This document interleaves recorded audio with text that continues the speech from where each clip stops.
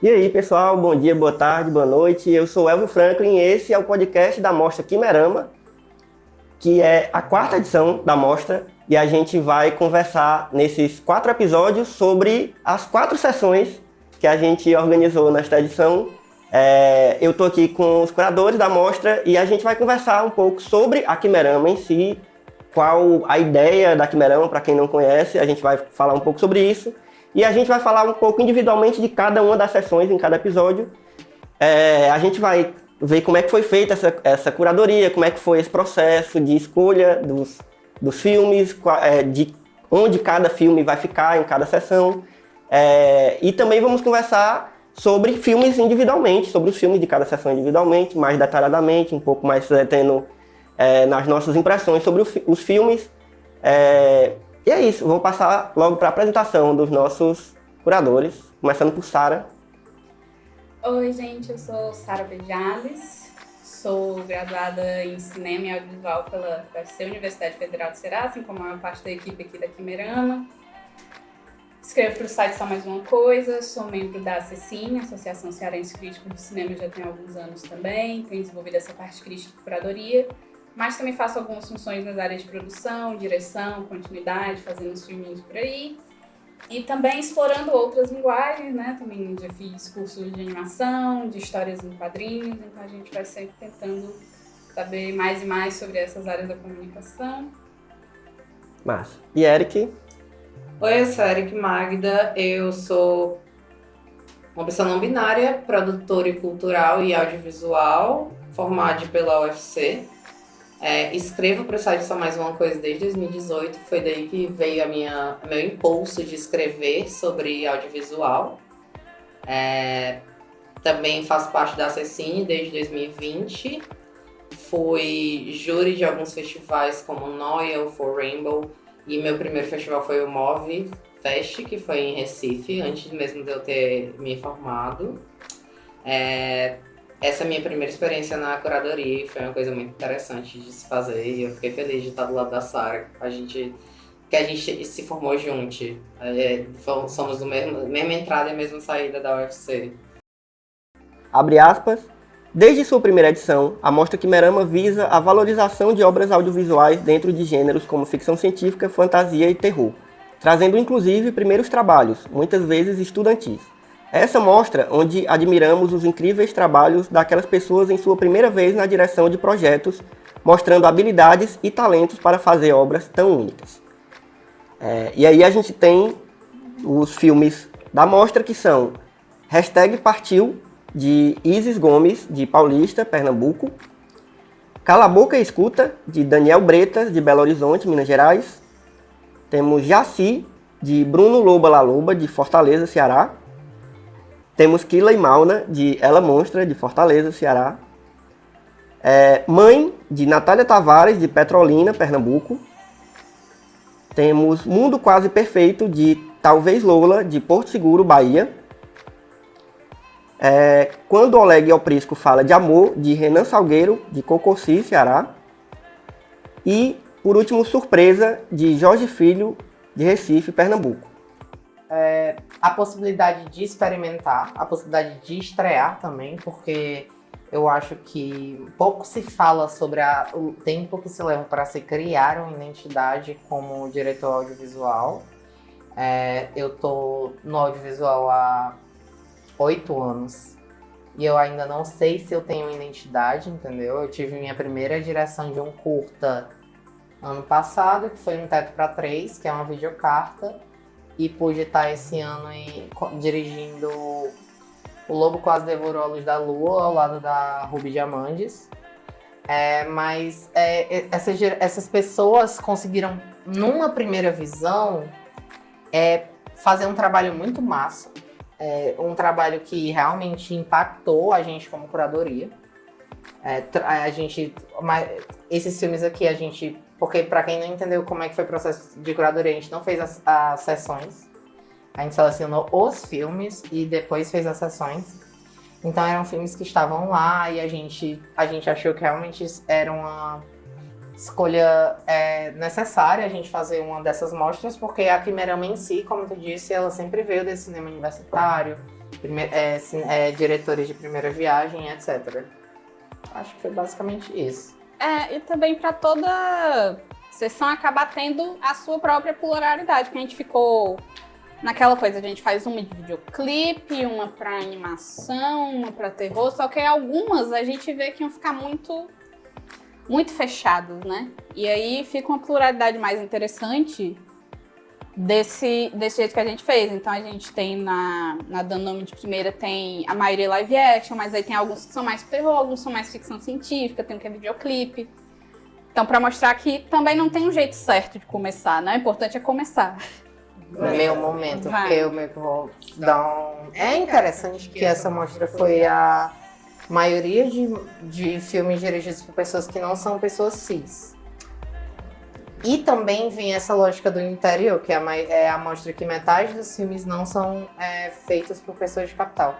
E a mostra de diretores estreantes. Então, o que é que tem mudado no cinema que a gente está agora, entendeu? Não é uma visibilidade que eu tô falando, é uma realidade que a gente está vendo resultados. Então, a gente tem cada vez mais pessoas trans estando dirigindo filmes, mais pessoas de interior dirigindo filmes, e vem dessa lógica que tu falou, que me incomoda muito, porque para quem não sabe, eu trabalho com a produção e realização de audiovisual focado em e feito por e para pessoas LGBTQIA+, e corpos dissidentes. As pessoas são fechadas em caixinhas. Normalmente os festivais esperam que as histórias LGBT sejam sobre drama, romance e sofrimento. Não, eu quero uma travesti sendo perseguida por um espírito. Eu quero esses corpos trans num futuro distópico, entendeu? E a gente não tem muito isso. A gente realmente ainda não tá lá. A gente não tem um grande... fora a Sidney Freeland, que dirigiu recentemente a série Echo, da Marvel, a gente ainda não tem pessoas trans dirigindo histórias de ação o suficiente, entendeu? O número é muito já abaixo. E a Sidney Freeland é uma mulher não branca, ela é uma mulher ameríndia. E cada vez mais a gente vê esses números... E não foi um fator decisivo pra gente. A gente vê os filmes, a gente gostou dos filmes, e a gente observou isso. Não foi tipo assim, precisamos colocar as pessoas trans. Inclusive tem essa pluralidade sobre o que é o interior, essas visões, porque normalmente também, quando são feitos filmes de capitais que se passam no interior, ou filmes especificamente fora do Nordeste que se passam no Nordeste, há uma, como é o nome? É uma lógica que parece que a gente ainda tá nos tempos do Lampião e da Maria Bonita. Uma coisa muito estereotipada. Né? Ainda há essa presença de estereótipos e isso tudo aqui bebe essa sessão porque a gente vê que foge, entendeu? A gente vê que tá fugindo. Essas realizações, elas fogem de um lugar comum que, sei lá, estamos falando de diretores estreantes, mas eu vejo representatividade trans tanto em Jaci quanto Quilimão, que eu tô falando representatividade transnarrativa, melhor do que, sei lá, pessoas que estão há anos aí na indústria, pessoas cis e brancas que estão há anos aí na indústria. E é importante a gente ter noção e pontuar isso. É importante a gente ter esses dados, porque tá aqui, essas pessoas estão produzindo cinema, estão produzindo ficções, estão produzindo transfabulações, entendeu? E produzindo bem. O que vem do outro lance sobre o interior, que é sobre a logística de que, tipo, você pode ter o equipamento que for, o equipamento mais caro. Eu não acho que a qualidade de uma obra audiovisual seja dada por isso. Facilita assistir, mas já vi coisas gravadas no celular, às vezes com som estourado, que são muito melhores do que trabalhos que eu sei que foram gastos quase R$1 milhão. Entendeu? E é pensar muito sobre essa despolarização do cinema para as capitais, para centros de indústria audiovisual, porque a galera de interior, a galera de periferia, a galera trans, a galera preta, elas estão produzindo coisas muito massas e a gente precisa ter noção, visibilidade dessas coisas. Foi bem legal pra gente, não foram só esses filmes inscritos que passaram por festivais também, né? Tem várias aprovações que também já tinham circulado um pouco, acho que foi importante pra gente, até assim, porque... Não desmerecendo a gente, mas a Mostra Quimerama ainda é uma criança, um bebezinho assim, que a gente tá criando com bastante cuidado para ela crescer e virar uma potência. E a gente tem esses filmes que já foram em lugares tão grandes e eles agora estão aqui também. Eu acho que é uma conquista pra Mostra, pra gente também, como Mostra. de ter chamado a atenção dessas pessoas que leram e acharam, poxa, interessante, meu filme já foi em tanto lugar, mas aqui também parece um lugar interessante colocar ele. Então, quando eu vi, por exemplo, o Jaci, que eu já sabia que tinha circulado, já tinha lido sobre, né, até no Só Mais Uma Coisa Saiu o texto, eu fiquei bem feliz, tipo, olha quem tá aqui, né? Olha quem tá aqui também. Então, eu acho que é importante, e também é importante pra gente se valorizar, né? Tipo, são filmes daqui, de Fortaleza, que circularam e aí depois desse circular todo estão aqui de novo. E às vezes chega em mais gente que não tinha chegado antes por X motivos, então eu acho que é muito bom pra somar pros filmes e pra gente. O interessante sobre isso é exatamente, a gente é uma mostra online, então, tipo, quem não teve chance, sei lá, alguém a gente tem literalmente uma mostra com metade dos filmes vindo de interiores, entendeu? Então, tipo, não é só sobre eu, porque normalmente festivais, vem, a gente paga seu translado, seu hotel. Só que é sobre essas pessoas podem mostrar pra família, então vem disso. Mas ter esses filmes que nessa sessão aqui, que eu sei que tiveram no Ceará, no For Rainbow, é muito importante, real, porque são obras que estão construindo uma trajetória e a gente faz parte dessa trajetória agora também. São obras muito grandiosas, como a gente já pontuou aqui. Há muito ainda, o público ainda não é acostumado a ver curtas. A gente não tem costume de ver curta, porque até onde a gente vê curta se não for online? Há exibições assim, mas tipo, a gente tem que ter essa alimentação maior, porque a maioria das produções cearenses audiovisuais são em curtas-metragens. Só que esses curtas-metragens estão aonde?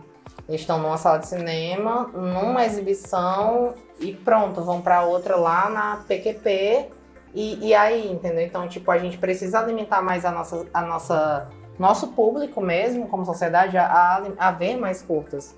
E é uma das partes que eu trago, mais uma vez, sobre como essa Quimerama é importante de estar sendo online, entendeu? Porque, tipo, pessoas com baixa modalidade, pessoas que moram muito longe de centro de cinemas, a gente está possibilitando, acessibilizando a essas pessoas poder ver essas obras. E é nisso que é importante o que a gente está fazendo.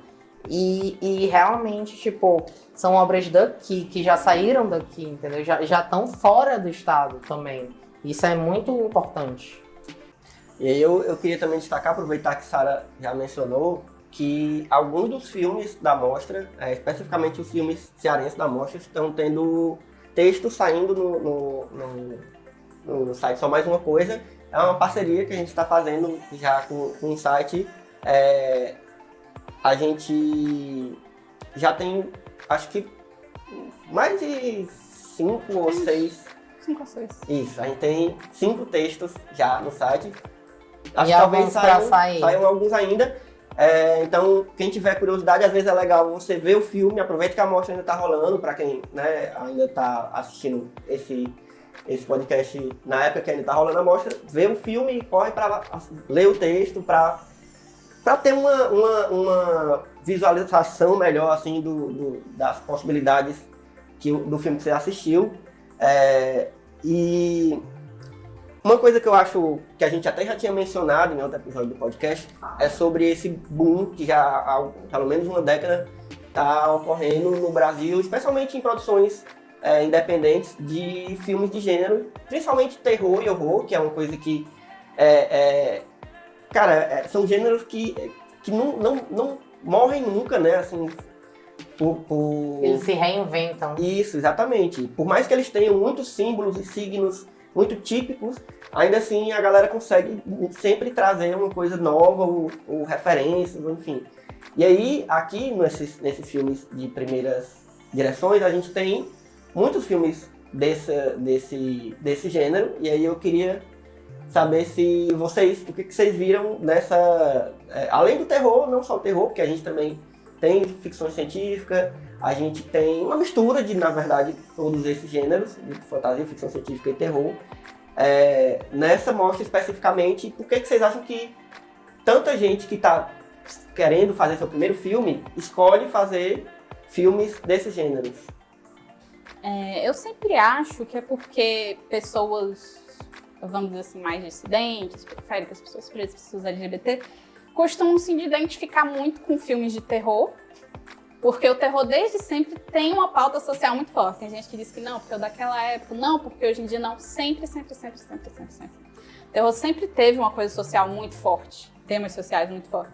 Então acho que as pessoas acabam se sentindo muito abraçadas por esse gênero. Hoje em dia acho que a ficção científica tem pego mais esse papel também, né? Não que antes não falasse de temas importantes, mas eu acho que está começando as pessoas a se sentirem acolhidas por filmes de ficção científica, como elas se sentem muito acolhidas por filmes de terror e horror. Aí eu acho que quando chega a hora de você fazer o primeiro filme, acho que às vezes, né, vem de alguma inquietação mais forte que você tem, né, geralmente o primeiro filme. Não que depois você não vá produzir coisas sobre essa mesma inquietação. E aí você acaba indo nesse lugar que você se sente confortável, que você já se sentiu representado, que você às vezes gosta muito de assistir, gosta de explorar. Então, e aí agora você também vai fazer isso e aí outra pessoa vai sentir como você sentiu. Eu sinto que é muito isso, assim, o gênero de fantasia no geral, eu sinto que abraçam muito pessoas que não sentem que se encaixam. Hoje em dia a gente fala muito sobre identidades de etnia, de gênero e tudo mais, então hoje isso está muito comum, mas sempre falou muito sobre a pessoa que se sentia diferente, é muito comum em história de fantasia também. Eu acho que as pessoas se sentiram abraçadas e agora querem sentir que outras pessoas também vão se sentir abraçadas. Assim. O próprio A Rua do Medo 2, que é basicamente sobre o protagonista um rapaz gay. O nosso colega e colaborador do Só Mais Uma Coisa, o Cândido Matos, tá fazendo estudo sobre a representação feminina nos slashers. Então sempre houve essa existência social no gênero de terror. E a ausência dessas pessoas sendo responsáveis por isso, que é muito comum, tipo assim...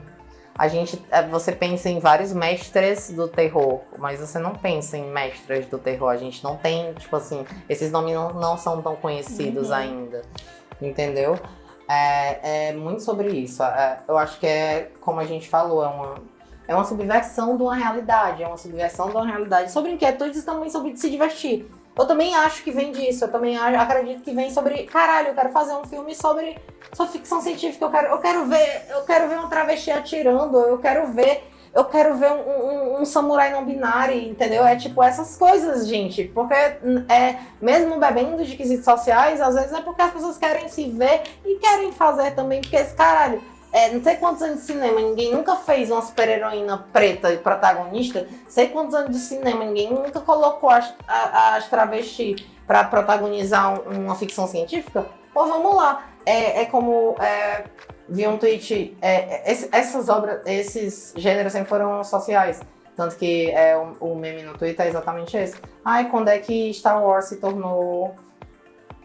político e tipo em quando 70. Criou, que o George Lucas falou que os Jedi eram uma referência aos Vietcongs. Apenas. É muito sobre isso. E eu acho que a gente continua bebendo disso. Só que aí cada vez mais essas pessoas também estão podendo ser inseridas em quem tá fazendo isso. E quem tá aparecendo em tela, que também durante muito tempo não. E eu acho que é importante a gente ver isso em primeiros filmes, porque mostra que esse processo, ele tá acontecendo e não tem quem segure mais, assim, tipo, as pessoas estão querendo se ver e se identificar com filmes, e não só mais com filmes de drama que tratam sobre a dor, também sobre isso, mas também sobre filmes de super-heróis, em filmes de aventura, em filmes de ficção científica, em filmes distópicos ou utópicos, ou, enfim. Tudo isso é possível, eu acho que essa mostra muito isso, mas eu acho que uma coisa também interessante de ver uma sessão só de filmes estreantes de diretores estreantes, é que a gente fica pensando nas possibilidades que ainda estão por vir dessas cabecinhas, né? Dessas pessoas e, assim, muitas vezes a gente fica, caraca, se esse foi o primeiro, imagina o que vem por aí, né? Obviamente que isso causa até uma pressão, talvez, nos realizadores, mas é inevitável, assim, a gente fica sempre esperando que coisas ainda melhores sejam feitas, mas eu diria que não só coisas melhores, mas coisas tão boas quanto, ou tão diferentes quanto, ou tão criativas quanto o que a gente viu ali, né? Então, queria também que a gente começar a encerrar esse episódio sobre as possibilidades que vocês imaginam para esses criadores, esses artistas. Nossa, mas já vem aí, porque quando o Oleg e o Prisco falam de amor, já vem uma sequência aí, tá lá na própria sinopse de exibição. E é exatamente, falou em outro episódio sobre a questão de sequências, e sim, deem continuidade às suas narrativas. O narrativo não tem que acabar em 15, 10 minutos. Tipo, eu também não tenho, mas tipo assim, há muito a se explorar desses mundos que vocês estão criando nas suas obras, há muito a se explorar nas suas ideias. E tipo, vão, explorem, façam mais e errem. E errem, porque é uma coisa que a gente não escuta, não é dito assim, já erra. Porque normalmente as pessoas fazem seus trabalhos e guardam pra si, fazem seus trabalhos e não compartilham com a equipe, com o elenco e com o mundo, porque cometi erros, todo mundo cometeu erros. Todo mundo cometeu erros na sua trajetória. E é muito saboroso, realmente falando, ver essas obras aqui e imaginar a trajetória que essas pessoas, esses profissionais vão estar traçando. Eu acho que é muito isso que a Eric falou, a questão do errar, porque tem uma coisa que eu cheguei a falar uma vez, uma pessoa numa recepção de novatos, né? Uma pessoa do que eu sou um pouco chateada, que era uma coisa sobre saber que seu primeiro filme não vai ser o filme da sua vida. Mas eu admito que eu posso ter soado diferente, mas a minha ideia é sempre dizer que o seu próximo filme provavelmente sempre vai ser melhor que o anterior. E talvez o filme da sua vida nunca venha, ou no final seja alguns que já passou, que você não viu. Então, muito mais numa questão de cobrança, porque a gente se cobra muito de fazer a primeira vez perfeito, né? Assim, acho que tem a ver dessa sociedade muito ansiosa também, muito perfeccionista. Sim. Que se pressiona desse jeito. Que se pressiona e se cobra muito de fazer perfeito de primeira.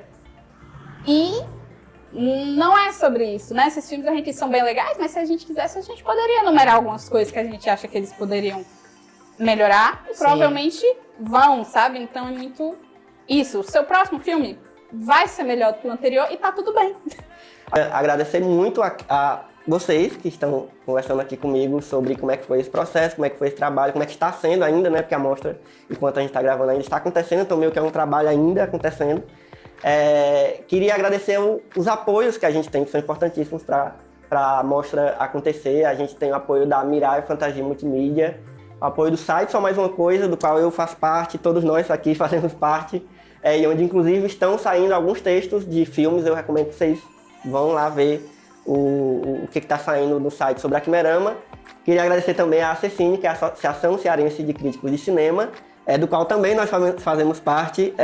Então, obrigado para o pessoal que assistiu, que acompanhou essa nossa conversa. Recomendo que vocês vejam, se não tiverem visto já, os nossos outros episódios. E é isso. Obrigado, gente.